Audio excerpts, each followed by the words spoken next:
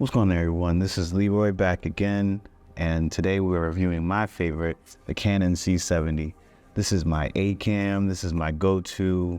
This is one of the cameras that is filming right here, right now, and has never failed me in the craziest of situations, whether it's having to get something done quickly, having to, in low light situations, just a great overall cam. So I'm doing the better late than never review of the Canon C70. The Canon C70 right now is going for $5,300, which isn't a budget or a cheap camera. It is one of these cinema cameras that is fully packed with a lot of features and a lot of power.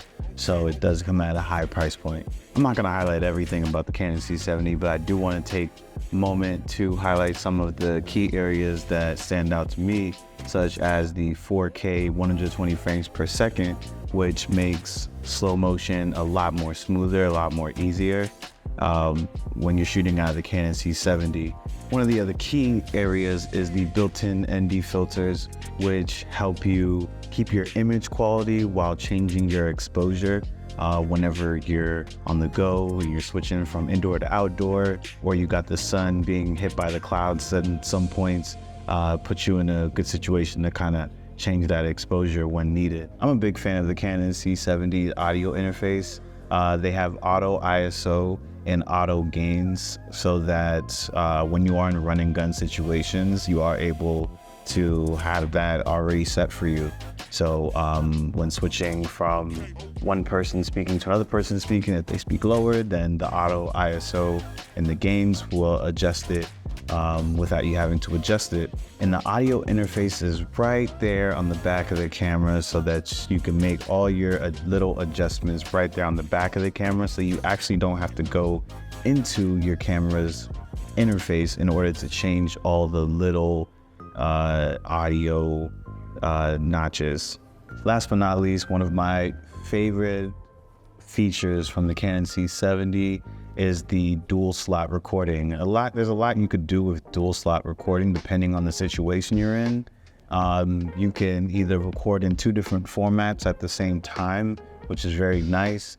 My favorite is to record in a full 4K format and also have a proxy format, so that when I am editing, then I can use the proxy files to edit, which really speeds up the workflow and helps get things done a little bit faster. The one thing with the C70 that you should always remember to do is to update your firmware. Canon has had a few firmware updates through the years, so it's always good to just keep your camera up to date. I know with one of them, they've made the waveform screen a lot bigger. So that really helps out. So just make sure you have your firmware update.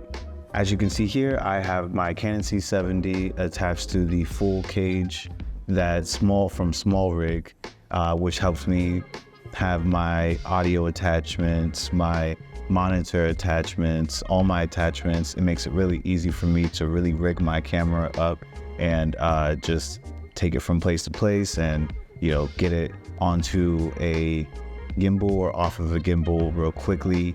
And whatever the situation I'm in, I can rig the camera however I want to make my life easier. That is my review for the Canon C70. Once you have this camera, you'll never regret not having it, and it's gonna take a long time, I feel like, for Canon to replace this camera with all of the updates and the features that come with it. I can't wait to see what else Canon has to come out with, but just wanted to thank you all for checking out the show once again.